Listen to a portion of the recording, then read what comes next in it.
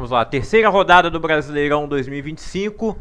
O Juventude venceu por 2-1 o Ceará no Alfredo Jaconi, jogo disputado no sábado. O Juventude está entre os líderes do campeonato, no G4 nesse momento. São apenas 3 rodadas, o Juventude venceu 2 e perdeu 1. O aproveitamento em casa do Juventude é muito bom. O Nenê foi até perguntado depois da derrota para o Botafogo sobre o desempenho negativo do Juventude fora de casa. O Nenê falou, né, que era o primeiro jogo fora ainda contra o atual campeão.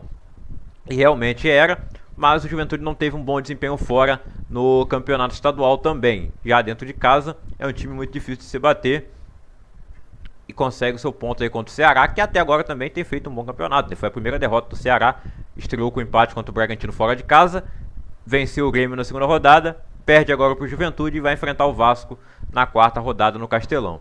Então, vitória do Juventude com gols de Luiz Mandaca e Matheus Babi. O Ceará, inclusive, saiu na frente do placar com o gol do Ailon e o Juventude buscou a virada dentro de casa. O Red Bull Bragantino recebeu o Botafogo no estádio Nabi Abichedin, em Bragança Paulista, e venceu por 1-0. O gol saiu logo no comecinho, o gol do Eduardo Sacha. O Bragantino que não vencia uma partida desde fevereiro desse ano, desde o Campeonato Paulista lá na primeira fase. Não é um bom ano do Bragantino até aqui, até me surpreende, o Seabra ainda está no comando do clube, mas o Bragantino não tem muita pressão de torcida e no final a Red Bull que manda, e eu acho que eles deveriam fazer mais investimento nesse time, porque senão vai brigar forte contra o rebaixamento. Mas consegue vencer um time que é candidato ao título, atual campeão, mas que negligenciou a primeira parte da temporada, mesmo com a disputa da Supercopa, com a disputa da Recopa. O Botafogo abriu mão disso. O Textor falou que o ano só começava no Campeonato Brasileiro. Agora começou, mas o Renato Paiva, apesar de ter melhorado o time, que também não era muito difícil, né? O time estava muito mal e sem treinador. Agora tem pelo menos um treinador, pode não ser o melhor do mundo, mas tá aí fazendo o trabalho dele. Ele ainda tem que ajustar muita coisa. Eu elogiei bastante o Patrick de Paula recentemente. Eu acho que ele está se recuperando, mas ainda está um pouco abaixo. Nessa partida ele foi mal.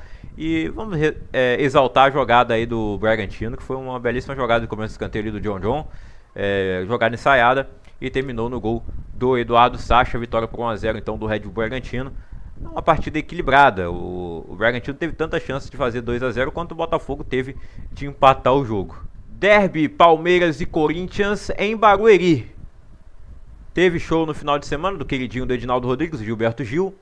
Então o Allianz Parque não pôde receber o clássico. Em Barueri a torcida não lotou completamente o estádio, mas era só a torcida do Palmeiras e o Palmeiras estava ali para dar o troco da final do Campeonato Paulista. Claro, o título não vai vir, mas eu acho que um jogo desse vale até mais que uma final, sendo que esse é o tipo de jogo que lá na frente conta também para ganhar o campeonato. E o Palmeiras, no momento, lidera o campeonato junto com o Flamengo, 7 pontos para cada um. O Corinthians faz um campeonato muito ruim até aqui, apenas uma vitória. Ele venceu um jogo, não tá, tem time pior.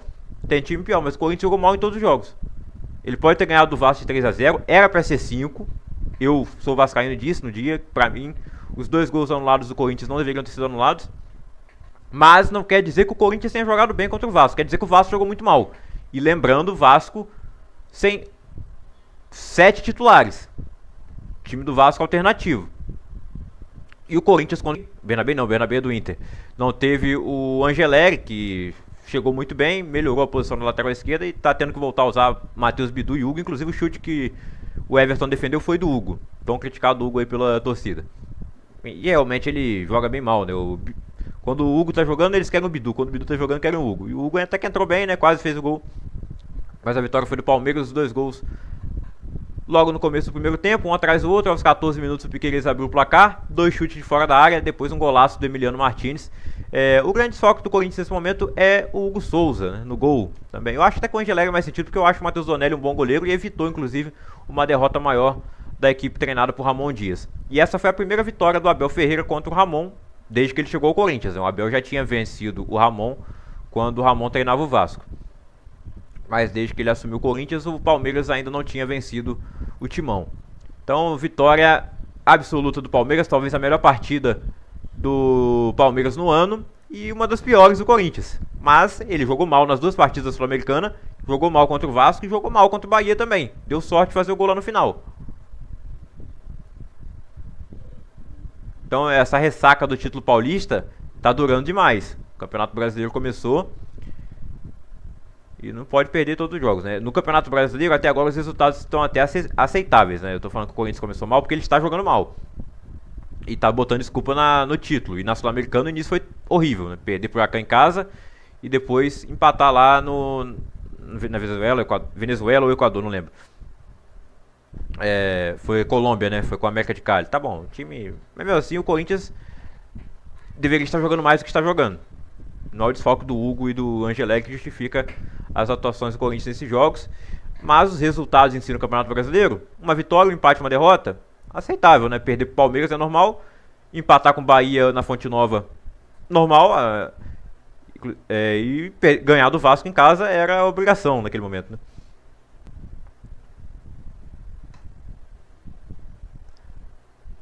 Só para destacar aqui que o Palmeiras teve a estreia do Paulinho nesse jogo. O Paulinho que foi contratado no início do ano, estava machucado, chegou machucado do Atlético Mineiro, uma das contratações mais caras do Palmeiras junto com o Vitor Roque. E o Paulinho jogou muito bem, quase marcou um gol. O Vitor Roque chegou a marcar o seu primeiro gol pelo Palmeiras, mas não valeu, né? Ele ainda não marcou um gol.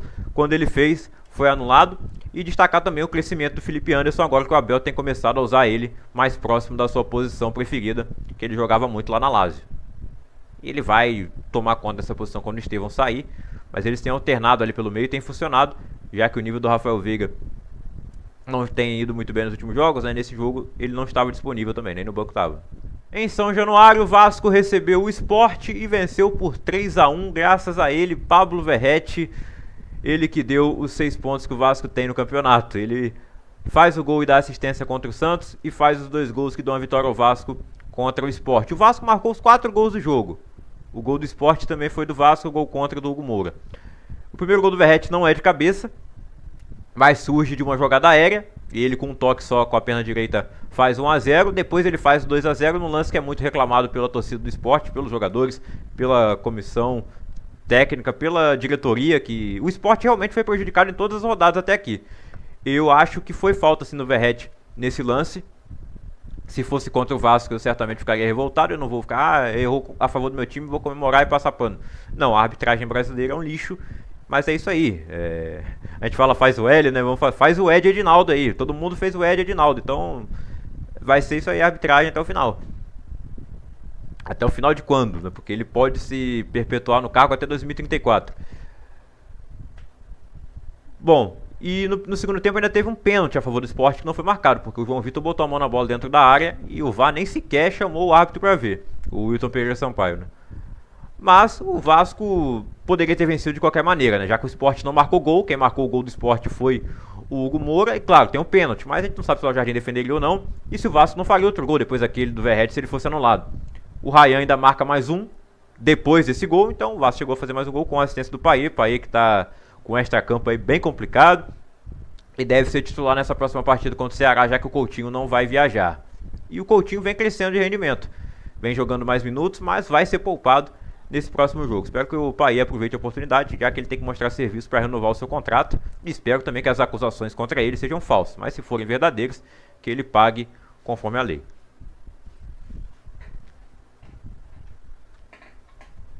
Agora, Fábio Carille saiu correndo de novo, hein? Saiu correndo de novo. O Vasco não jogou bem, as estatísticas estão aí. 18 finalizações do Sport, o Sport deu um calorzinho no Vasco. Ainda bem que saiu o terceiro gol do Ryan pra tranquilizar, né? O gol contra do Gumura botou aquele gol do Piquerez. E na terceira rodada agora o Sport tem um gol irregular do Verratti. O lado do Verratti. E porque ele teve a falta e não tem um pênalti dado a seu favor, né? Mas de qualquer maneira, na próxima rodada o Sport vai ser beneficiado. Vocês vão ver. Reconexão bem sucedida, falhou aí a internet. Eu tava falando do Bahia, que recebeu o Mirassol na Arena Fonte Nova. O jogo terminou empatado em 1-1. Mirassol soma o seu segundo ponto no campeonato. Seu campeonato de estreia até aqui muito bom. Ele fez um jogo bem digno contra o Cruzeiro no Mineirão na estreia, perdeu por 2-1. Empatou com o Fortaleza na segunda rodada e agora empata com o Bahia. Duas equipes que estão na Libertadores. O Cruzeiro, que investiu tanto no seu elenco, não vive um grande momento, é fato. Mas o Mirassol até aqui indo bem para um estreante de Série A e um dos candidatos que todo mundo coloca ao rebaixamento. Bom, o Bahia teve mais finalizações, mas continua pecando aquelas coisas das temporadas passadas, que é não fazer gols o suficiente. O Bahia venceu lá o Nacional no Uruguai, fez um gol só, fez um gol contra o Inter e fez um gol só nesse. Tinha que fazer mais, criou o suficiente para fazer mais. mas a pontaria permitiu apenas 2 chutes na direção do gol. Um deles o Eric Pulga, muito bom jogador, fez o gol da vitória lá contra o Nacional no Uruguai e faz o gol de empate nesse jogo contra o Mirassol. Na Arena do Grêmio, o Grêmio recebeu o Flamengo e perdeu por 2-0. O Arrascaeta fez os 2 gols do Flamengo. Teve polêmica também nesse jogo de um pênalti para o Grêmio.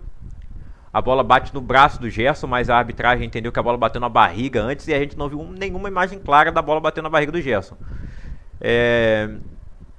Mas essa foi... Eu não vi, talvez tenha saído agora ao longo do dia, mas é aquela coisa que a gente quer ver na hora da transmissão, né? É aquela coisa que a gente quer ver na hora da transmissão, mas de qualquer maneira eu acho que o Grêmio não jogou pra vencer. Ele pode ter chegado algumas vezes no final ali, o Rossi até fez uma defesa boa, mas o Flamengo foi eficiente quando chegou. Não chegou muitas vezes, mas quando chegou, 8 finalizações, 4 na direção do gol. O Volpi fez ali 2 defesas. O Arrascaeta, quando chegou, fez os 2 gols. Em jogadas até um pouco parecidas, né? A outra ele já entra dentro da área, recebendo a bola do Michael. Ele entra, corta, dribla o goleiro. Golaço do Arrascaeta. E o segundo gol também, belíssimo gol, camisa 10. O Arrascaeta cada vez mais na história do Flamengo. Enquanto o Grêmio... Eu não sei quanto tempo aí que o Gustavo Quinteiros vai permanecer. Eu acho que o Grêmio vai ter um jogo muito difícil contra o Mirassol fora de casa. O Mirassol vem bem e acho que vai acabar rolando a primeira vitória deles nesse jogo. Quem sabe até com o gol do Reinaldo. Seria a lei do ex se o Reinaldo marcar um gol.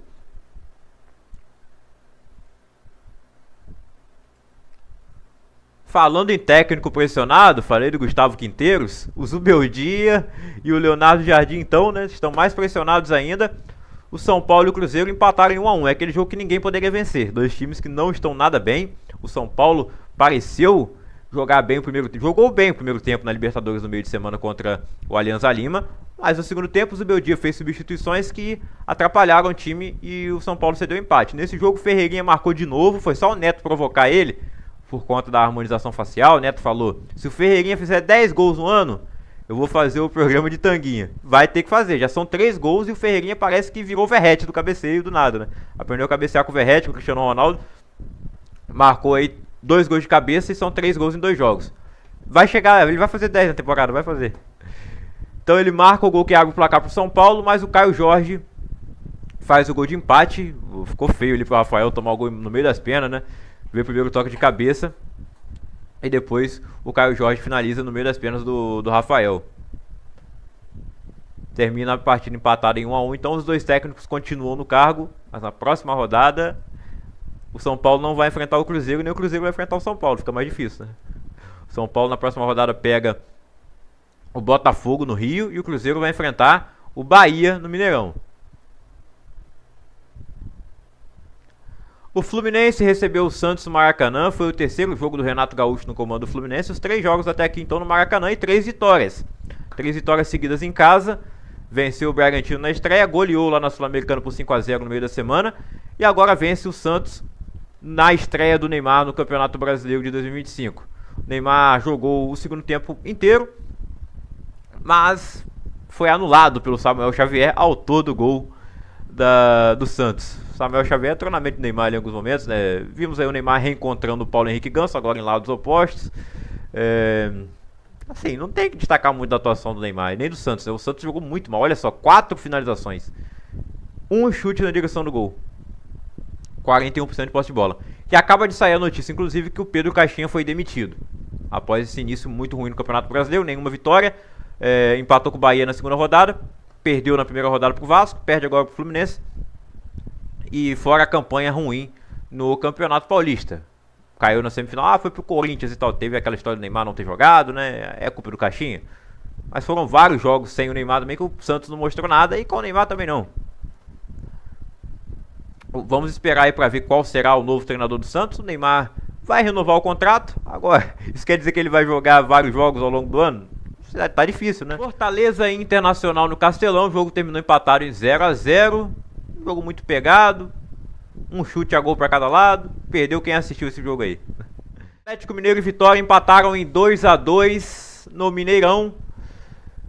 O Vitória ano passado foi até a Arena MRV e fez um grande jogo contra o Atlético, naquele gol do Alejandro, que pra mim foi o mais bonito do campeonato. Ele ganhou o gol mais bonito com um gol contra o Cruzeiro de bicicleta, mas pra mim esse que ele dribla o Bruno Fux dá uma caneta assim, humilhante. Pra mim foi o gol Puskás do Brasileirão passado, deve concorrer ao Puskás desse ano, se o prêmio for justo. 2-2 o Vitória faz um bom jogo fora de casa, assim, né? Ele sai na frente do placar. O Atlético empata com o Fausto Vera. 2 gols de cabeça, né? O Halter abre o placar pro Vitória. Lucas Halter, e o Fausto Vera empata pro Atlético. O Vitória volta à frente com o gol do Mateuzinho. E eu acho que o Everson foi mal nesse jogo. Pra mim, ele poderia ter defendido a cabeçada do Lucas Halter. E ele dá o rebote ali de forma meio bizarra pro gol do Mateuzinho. E o Igor Gomes fez o gol de empate do Atlético. Terminou assim, então 2 a 2. Um jogo que o Atlético finalizou muito, mas fez poucos gols. Destaque para a atuação também do goleiro do Vitória. E muitos chutes para fora. Então vamos à classificação após 3 rodadas. O Flamengo e o Palmeiras lideram o campeonato com 7 pontos cada um. Juventude, Vasco e Fluminense têm 6 pontos. Internacional e Fortaleza 5.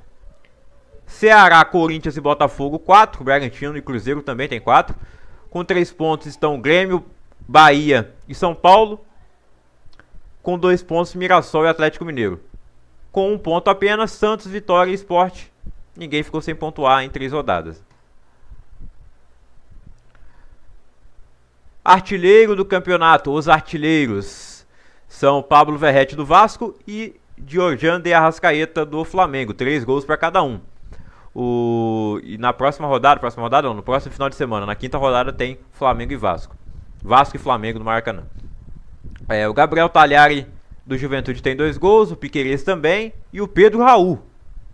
Será que vai ter lei do ex Pedro Raul contra o Vasco amanhã? Espero que não, como torcedor espero que não. Luciano Juba, Pedro Raul fez um gol contra amanhã. Luciano Juba, líder de assistências com 3, jogador do Bahia. O Bernabé do Inter tem 2, o Paê do Vasco tem 2 e o William do Cruzeiro tem 2 também.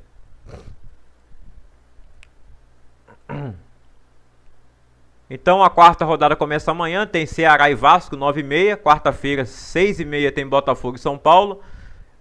7 horas, Sport e Bragantino. Acho que o Sport finalmente vai ganhar um jogo. O Mirassol enfrenta o Grêmio. Vejo grande possibilidade do Mirassol ganhar esse jogo. O Inter enfrenta o Palmeiras, cara de empate, é duelo de favoritos ao título. O Corinthians enfrenta o Fluminense às 7h30. O Flamengo recebe o Juventude no Maracanã. Vitória e Fortaleza 9h30 também. Santos e Atlético Mineiro na Vila. E na quinta-feira só um jogo Cruzeiro e Bahia.